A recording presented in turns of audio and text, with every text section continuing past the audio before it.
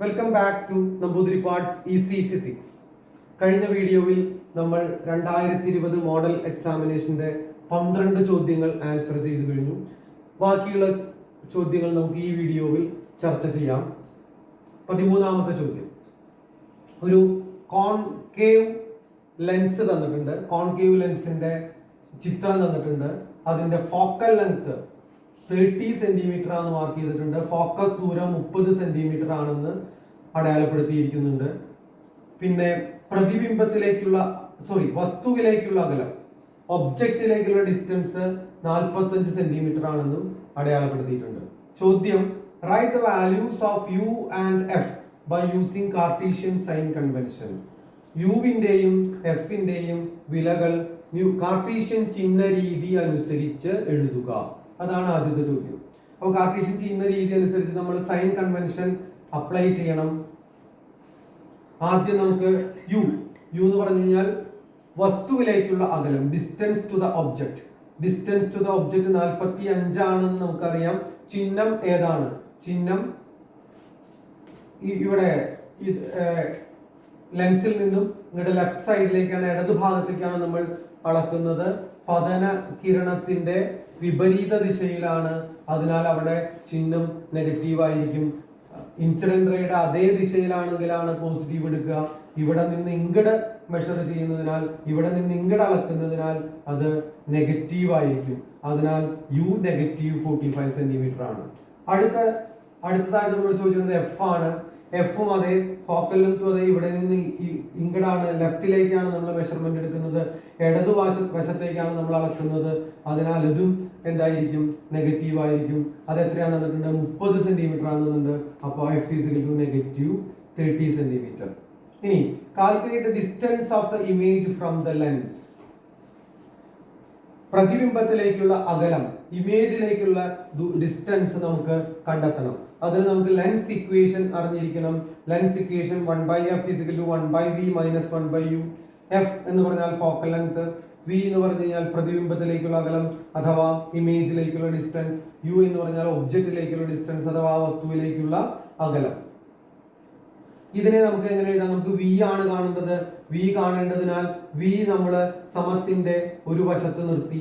Is equal to 1/, കൂടെയുള്ള ആൾക്കാരെ ഇങ്ങോട്ട് കൊണ്ടുവന്നു.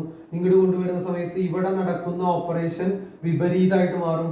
അതായത് ഇവിടെ നെഗറ്റീവ് ആണ്, ഇവിടെ കുറയ്ക്കലാണ് നടക്കുന്നത്. ഇവിടെ എത്തുമ്പോൾ കൂട്ടലായിട്ട് മാറും സ്വാഭാവികമായിട്ട്. അപ്പോൾ 1/f + 1/u is equal to v, 1/v. ഇനി ക്രോസ് മൾട്ടിപ്ലൈ ചെയ്യാൻ നമുക്കറിയാം. അപ്പൊ എന്ത് വരും? u + f / uf is equal to 1/v. ഇത് 1/v ആണ്. നമുക്ക് കാണേണ്ടത് v ആണ്. സ്വാഭാവികമായിട്ടും അതിന്റെ റെസിപ്രോക്കൽ വ്യുൽക്രം എടുക്കണം. വ്യുൽക്രം എടുക്കുമ്പോൾ v is equal to uf / u + f. ഈ ഫോർമുല നമ്മൾ ഇതിൽ അപ്ലൈ ചെയ്താൽ മതി. അപ്പോൾ SLCക്ക് ഈ വർഷം ലെൻസും ഉണ്ട്, മിററും ഉണ്ട്. രണ്ടിന്റെ ഫോർമുല പരസ്പരം കൺഫ്യൂസ് ചെയ്യരുത്, അത് പ്രത്യേകം ശ്രദ്ധിക്കണം. ലെൻസിന്റെ കേസിൽ 1/f = 1/v - 1/u എന്നാണ് ലെൻസ് ഇക്വേഷൻ. രണ്ട് ഇക്വേഷനും നമുക്ക് പ്രത്യേകം ഓർത്തിരിക്കണം, കാരണം ചോദ്യങ്ങൾ ചോദിക്കും, കണക്കുകൾ ചോദിക്കും. ഓക്കെ, നമുക്കിനി വാല്യൂസ് സബ്സ്റ്റിറ്റ്യൂട്ട് ചെയ്യാം. uf/u, u + f is equal to -45, -45 into -30 divided by -45 plus -30. ഇതിനെ വെട്ടിച്ചെറുതാക്കുന്ന സമയത്ത് നമുക്ക് ആൻസർ എന്ത് കിട്ടും? -18 സെന്റിമീറ്റർ, -18 സെന്റിമീറ്റർ ആയിരിക്കും ഉത്തരം. 14ാമത്തെ ചോദ്യം. 14ാമത്തെ ചോദ്യത്തില് പ്രിസം തന്നിട്ടുണ്ട്. പ്രിസത്തിൽ സൂര്യപ്രകാശം വന്ന് പതിക്കുന്നു. സ്ക്രീനിൽ രണ്ട് കളറുകൾ, വയലറ്റ്, റെഡ്, രണ്ട് കളറുകൾ അവിടെ സ്ക്രീനിൽ പതിക്കുന്നതായിട്ട് കാണിച്ചിട്ടുണ്ട്. Question, why violet ray is more deviated? ഇവിടെ കൂടുതൽ വ്യതിയാനം, ഡീവിയേഷൻ സംഭവിച്ചത് വയലറ്റിനാണ്. ഈ പ്രിസം ഇല്ല എന്നുണ്ടെങ്കിൽ ഈ ഡോട്ടഡ് ലൈൻസ് ഈ ഡയറക്ഷനിൽ പോകേണ്ട ലൈറ്റ് ആണ്. ആ ഡയറക്ഷനിൽ പോകേണ്ട ലൈറ്റ് ഡീവിയേഷൻ, വ്യതിയാനം സംഭവിച്ചിട്ട് ചെരിഞ്ഞേക്കാണ്. കൂടുതൽ ചെരിവ് അല്ലെങ്കിൽ കൂടുതൽ വ്യതിയാനം സംഭവിച്ചത് വയലറ്റിനാണ്. എന്തുകൊണ്ടാണ്? അപ്പോൾ നമുക്കറിയാം, as the wave length decreases deviation increases. Wave length കുറഞ്ഞാൽ ഡീവിയേഷൻ കൂടും. വയലറ്റിനാണ് ഏറ്റവും വേവ് ലെങ്ത് കുറവ്.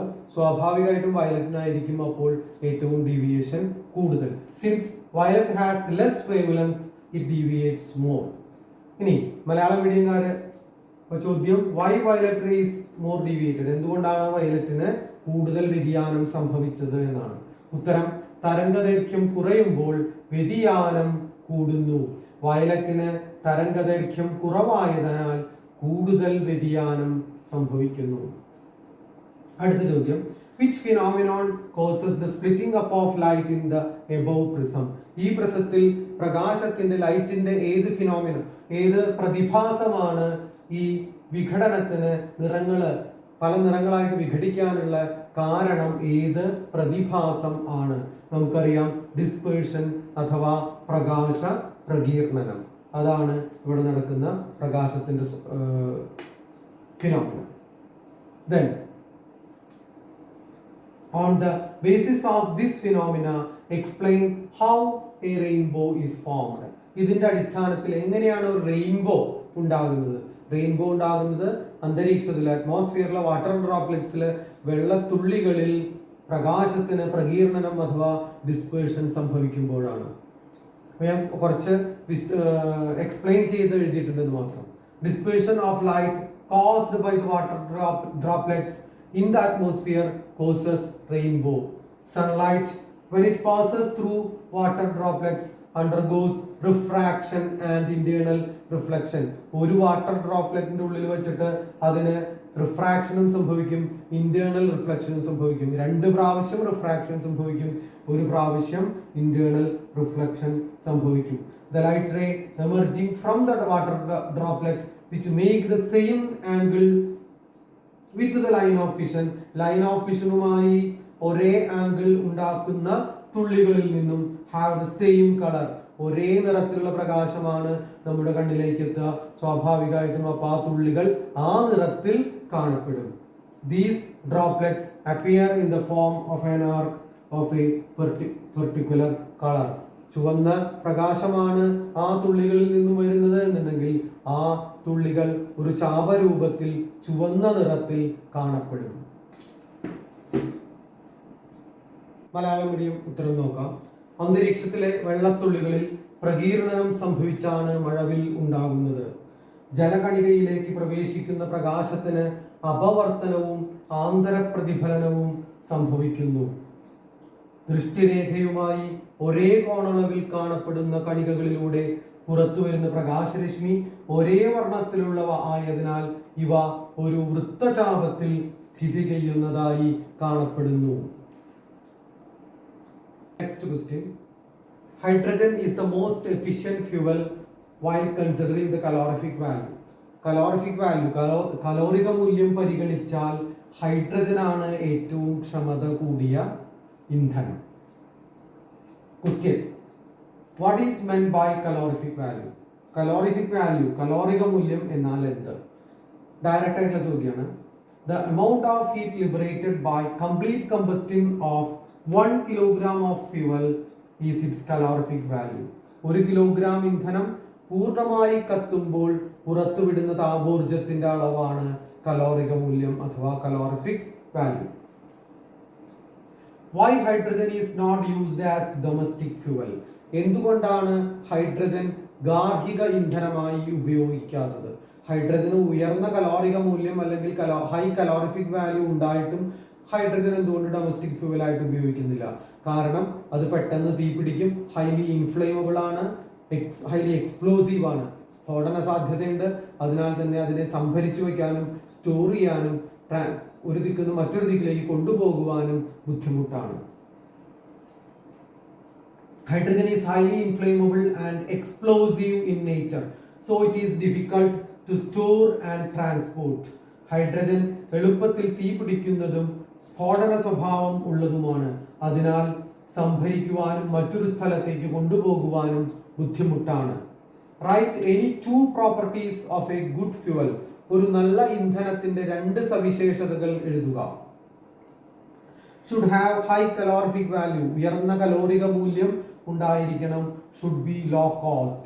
ചെലവ് കുറവായിരിക്കണം. മലയാളം മീഡിയം ഉത്തരം ഉയർന്ന കലോറിക മൂല്യം വിലക്കുറവ്. അടുത്ത ചോദ്യം, ഒരു സർക്യൂട്ട് തന്നിട്ടുണ്ട്. സർക്യൂട്ടില് B1 B2 രണ്ട് ബൾബുകൾ കണക്ട് ചെയ്തിട്ടുണ്ട്.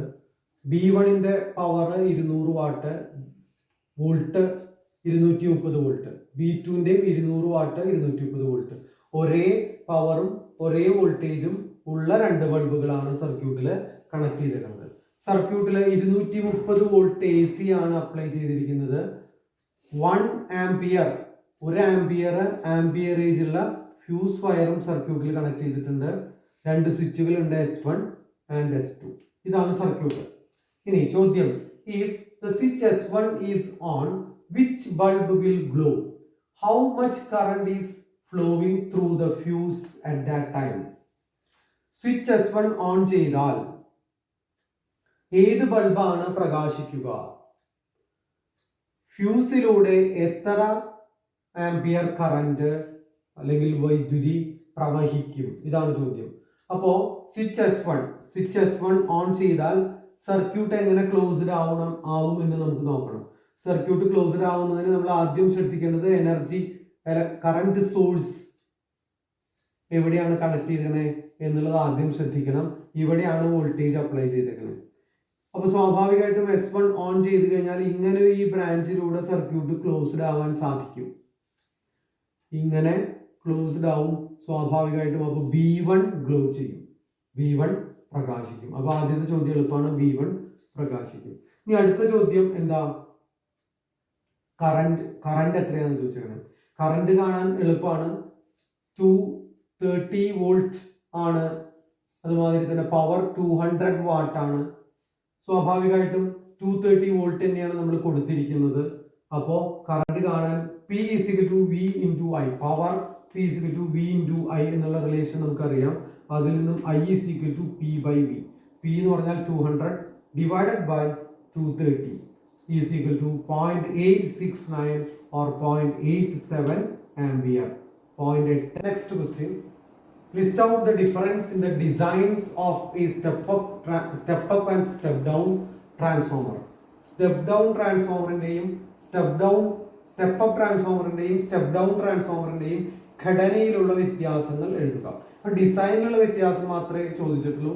അപ്പോ സ്റ്റെപ്പ് അപ്പ് ട്രാൻസ്ഫോമറിൽ number of turns in the secondary is greater than that in the primary. സെക്കൻഡറിയിലെ ചുറ്റുകളുടെ എണ്ണം പ്രൈമറിയുടെ ചുറ്റുകളുടെ എണ്ണത്തേക്കാൾ കൂടുതലായിരിക്കും. പിന്നെ thick wires are used in the primary. പ്രൈമറിയിലെ വണ്ണം കൂടിയ ചുറ്റുകൾ ആയിരിക്കും. ഇനി സ്റ്റെപ്പ് ഡൗൺ ട്രാൻസ്ഫോമറിൽ number of turns in the secondary is less than that in the primary. ചുറ്റുകളുടെ എണ്ണം, സെക്കൻഡറിയിലെ ചുറ്റുകളുടെ എണ്ണം പ്രൈമറിയേക്കാൾ കുറവായിരിക്കും സ്റ്റെപ്പ് ഡൗണിൽ. ഇനി തിൻ വയേഴ്സ്, വണ്ണം കുറഞ്ഞ കമ്പികളായിരിക്കും എവിടെ? In the primary. അപ്പൊ ആ ഡിസൈനിലുള്ള വ്യത്യാസം അങ്ങനെ എഴുതിയാൽ മതി. ഇനി അടുത്തത് പ്രോബ്ലം ആണ്. A transformer without energy loss. Without energy loss എന്നാണ്.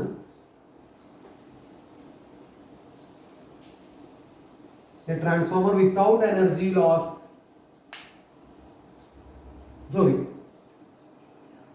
A transformer without any loss in power has 5000 turns in the primary. Power loss ഇല്ലാത്ത ട്രാൻസ്ഫോമറിൽ 5000 ചുറ്റുകൾ പ്രൈമറിയിലുണ്ട്. The input voltage and output voltage are 240 volts and 24 volts.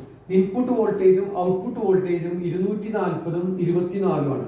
അപ്പൊ ഇൻപുട്ടും ഔട്ട്പുട്ടും എന്ന് പറയുമ്പോൾ പ്രത്യേകം ശ്രദ്ധിക്കണം. ഇൻപുട്ട് വോൾട്ടേജ് എന്ന് പറഞ്ഞു കഴിഞ്ഞാൽ പ്രൈമറിയിലെ വോൾട്ടേജ് ആണ്. ഔട്ട്പുട്ട് വോൾട്ടേജ് എന്ന് പറഞ്ഞു കഴിഞ്ഞാൽ സെക്കൻഡറിയിലെ വോൾട്ടേജ് ആണ്.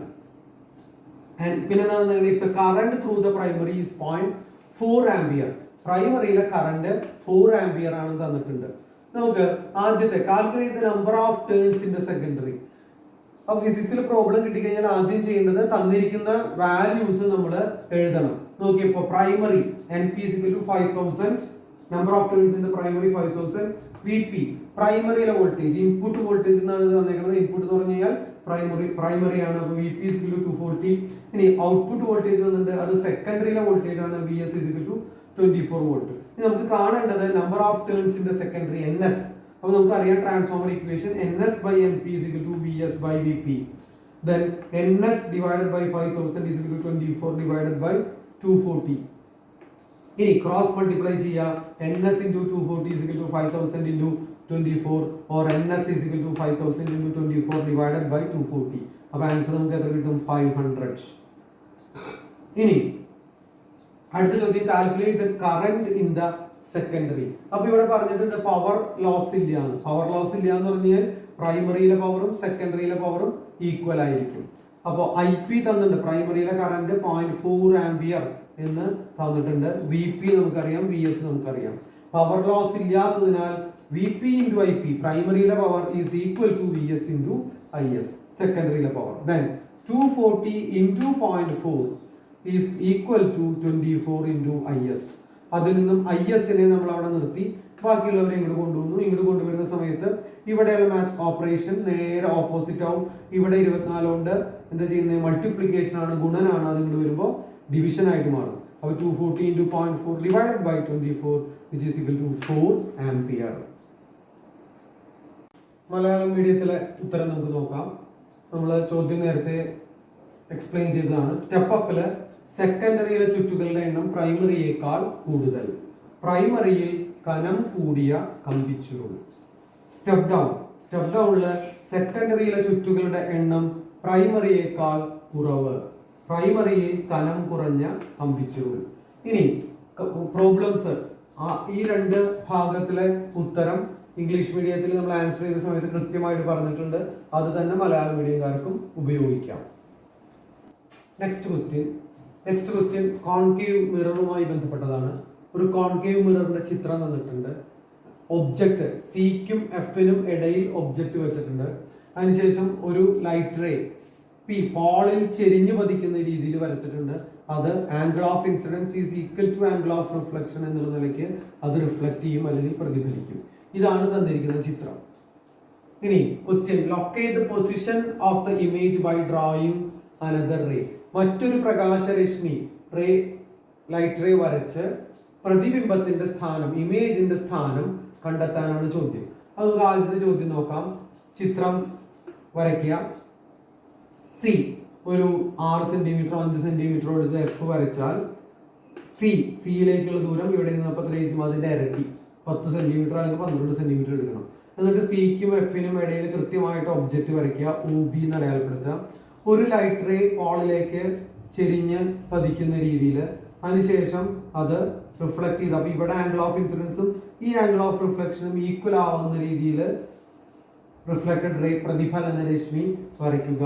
അതിനുശേഷം നമുക്ക് പരിചയമുള്ള പ്രിൻസിപ്പൽ ആക്സിസിന്, മുഖ്യ അക്ഷത്തിന് സമാന്തരമായിട്ട്, പ്രിൻസിപ്പൽ ആക്സിസിന് പാരലൽ ആയിട്ട് ഒരു ലൈറ്റ് റേ വരയ്ക്കുക. അത് ഇതിൽ കൂടെ കടന്നു പോകും, പ്രിൻസിപ്പൽ ഫോക്കസിൽ കൂടെ കടന്നു പോകും.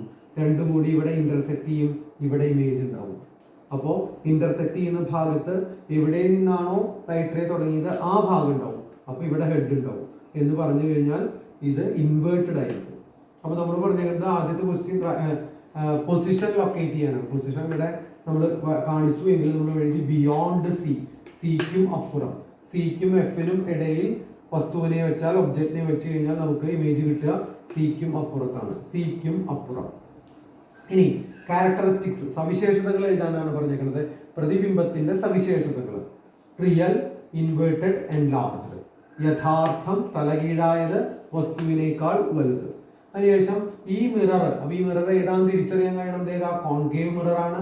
ഇത് ഉപയോഗിക്കുന്ന സന്ദർഭങ്ങൾ എഴുതാൻ: ഷേവിംഗ് മിറർ, സോളാർ കോൺസെൻട്രേറ്റേഴ്സ്, സൂര്യപ്രകാശം കേന്ദ്രീകരിക്കുന്നതിന് ഉപയോഗിക്കുന്ന സോളാർ കോൺസെൻട്രേറ്റേഴ്സിലും ഷേവിംഗ് മിററിലും ആണ് ഇത് ഉപയോഗിക്കുക. മലയാളം മീഡിയംകാർക്കും ഇത് തന്നെ ഉത്തരം. Next question. അടുത്ത ചോദ്യത്തിൽ ഒരു ടേബിൾ തന്നിട്ടുണ്ട്. കുറെ മാധ്യമങ്ങൾ, മീഡിയ, പിന്നെ ഓരോ മാധ്യമത്തിലെയും ഓരോ മീഡിയത്തിലെയും സ്പീഡ്, ലൈറ്റിന്റെ സ്പീഡ്. Vacuum 3 × 10⁻⁴ m/s. എല്ലാറ്റിന്റെ യൂണിറ്റ് m/s ആണ്. Water 2.25 × 10⁸ m/s. Diamond 1.25 × 10⁸ m/s. Glass 2 × 10⁸ m/s. ഇനി ചോദിച്ചാണ് speed of light in certain media are given in the table. Analyse the table and answer the following questions. ഈ table analyse ചെയ്ത് ഉത്തരം കൊടുക്കണം. ആദ്യത്തെ ചോദ്യം: rearrange the given media in the increasing order of optical density. Optical density അഥവാ പ്രകാശ സാന്ദ്രത കൂടുന്ന ക്രമത്തിൽ ഈ മാധ്യമങ്ങളെ എഴുതണം. അപ്പോൾ പ്രകാശ സാന്ദ്രത ഏറ്റവും കൂടുതൽ ലൈറ്റിന്റെ വെലോസിറ്റി അല്ലെങ്കിൽ സ്പീഡ് കുറഞ്ഞ മാധ്യമത്തിനായിരിക്കും പ്രകാശ സാന്ദ്രത അല്ലെങ്കിൽ ഒപ്റ്റിക്കൽ ഡെൻസിറ്റി ഏറ്റവും കൂടുതൽ. അപ്പോൾ സ്പീഡ് ഏറ്റവും കുറവ് ഡയമണ്ടിനാണ്. അപ്പോൾ ഡയമണ്ടിനാണ് പ്രകാശ സാന്ദ്രത അല്ലെങ്കിൽ ഒപ്റ്റിക്കൽ ഡെൻസിറ്റി ഏറ്റവും കൂടുതൽ. ഇനി പ്രകാശ സാന്ദ്രത ഏറ്റവും കുറവ് ഏതായിരിക്കും? സ്പീഡ് ഏറ്റവും കൂടിയ മീഡിയത്തിന് സ്പീഡ് ഏറ്റവും കൂടുതൽ വാക്വമാണ്. അപ്പോൾ നമുക്ക് എഴുതേണ്ടത് ഇൻക്രീസിങ് ഓർഡറിലാണ്, പ്രകാശ സാന്ദ്രതയുടെ അല്ലെങ്കിൽ ഒപ്റ്റിക്കൽ ഡെൻസിറ്റിയുടെ ഇൻക്രീസിങ് ഓർഡറിലാണ്. അപ്പോൾ നമുക്ക് ആദ്യം വാക്വം, വാട്ടർ, ഗ്ലാസ്, ഡയമണ്ട്. അടുത്ത ചോദ്യം, if light enters obliquely making the same angle of incidence from air to these media separately, which media will give the largest value of angle of refraction? Light വാക്വത്തിൽ നിന്നും അല്ലെങ്കിൽ എയറിൽ നിന്നും ഈ മീഡിയത്തിലേക്ക്, ഈ മറ്റ് വാക്വമാണ് തിരഞ്ഞെടുത്തിട്ടുണ്ടെങ്കിൽ മറ്റു 3 മീഡിയത്തിലേക്ക് കടക്കുകയാണെങ്കിൽ ഏത് മീഡിയത്തിലേക്ക് കടക്കുന്ന സമയത്താണ് ഏറ്റവും കൂടുതൽ ആംഗിൾ ഓഫ് റിഫ്രാക്ഷൻ, അപവർത്തന കോൺ ഏറ്റവും കൂടുതൽ ഉണ്ടായിരിക്കുക ഏത് മാധ്യമത്തിൽ ആയിരിക്കും? അപ്പോൾ ഒപ്റ്റിക്കൽ ഡെൻസിറ്റി കുറഞ്ഞ മാധ്യമത്തിൽ ആയിരിക്കും. എയറിനേക്കാൾ ഒപ്റ്റിക്കൽ ഡെൻസിറ്റി ഏറ്റവും കുറഞ്ഞ മാധ്യമത്തിൽ ആയിരിക്കും കൂടുതൽ അപവർത്തന കോൺ അഥവാ ആംഗിൾ ഓഫ് റിഫ്രാക്ഷൻ ഉണ്ടാക്കുക. ഒപ്റ്റിക്കൽ ഡെൻസിറ്റി ഏറ്റവും കുറയ വെലോസിറ്റി അല്ലെങ്കിൽ സ്പീഡ് കൂടിയ മാധ്യമത്തിനായിരിക്കും. അപ്പോൾ ഇവിടെ വാക്വത്തിന്റെയും എയറിന്റെയും ഈക്വൽ ആണ്. അപ്പോൾ അതിനെ കുറിച്ച് ചിന്തിക്കേണ്ട കാര്യമില്ല. ഇവിടെ സ്പീഡ് പിന്നെ ഏറ്റവും കൂടുതൽ ജലത്തിനാണ്, വാട്ടറിനാണ്. അപ്പോൾ സ്വാഭാവികമായിട്ടും ജലത്തിലേക്ക് കടക്കുന്ന സമയത്താണ് ഒപ്റ്റിക്കൽ ഡെൻസിറ്റി അല്ലെങ്കിൽ പ്രകാശ സാന്ദ്രത കുറയുക. അവിടെ മാക്സിമം ആംഗിൾ ഓഫ് റിഫ്രാക്ഷൻ ഉണ്ടാകും അല്ലെങ്കിൽ പരമാവധി അപവർത്തന കോൺ ഈ കേസിൽ ഉണ്ടാവും. അപ്പോൾ ഉത്തരം ജലം അല്ലെങ്കിൽ വാട്ടർ. ഇനി അടുത്ത ചോദ്യം, what do you mean by absolute refractive index? Absolute refractive index എന്ന് പറഞ്ഞു കഴിഞ്ഞാൽ ഒരു മാധ്യമത്തിന്റെ റിഫ്രാക്റ്റീവ് ഇൻഡെക്സ് വാക്വം അല്ലെങ്കിൽ ശൂന്യതയുടെ റിഫ്രാക്റ്റീവ് ഇൻഡെക്സുമായി താരതമ്യം ചെയ്ത് പറയുന്നതാണ് എന്ത്? Absolute refractive index. അപ്പോൾ refractive index of a medium with respect to vacuum is called absolute refractive index. ശൂന്യതയെ അപേക്ഷിച്ച് മാധ്യമത്തിന്റെ റിഫ്രാക്റ്റീവ് ഇൻഡെക്സ് ആണ് അബ്സല്യൂട്ട് റിഫ്രാക്റ്റീവ് ഇൻഡെക്സ്. ഇനി അത് കാൽക്കുലേറ്റ് ചെയ്യാൻ പറഞ്ഞിട്ടുണ്ട് ഡി. അടുത്ത ചോദ്യം, what do you mean by calculate the absolute refractive index of glass from the given data? ഗ്ലാസിന്റെ അബ്സല്യൂട്ട് റിഫ്രാക്റ്റീവ് ഇൻഡെക്സ് എത്രയാണ്? അപ്പോൾ എന്ത് വരും? C, the velocity of light divided by the velocity of light in glass. Then 3 into 10 raised to 8 divided by 2 into 10 raised to 8, that is 3/2. 3/2 സമം 1/5. Refractive ഇൻഡെക്സിന് unit ഇല്ല, number ആണ്, അതിനാൽ 1/5 ആണ് ഉത്തരം.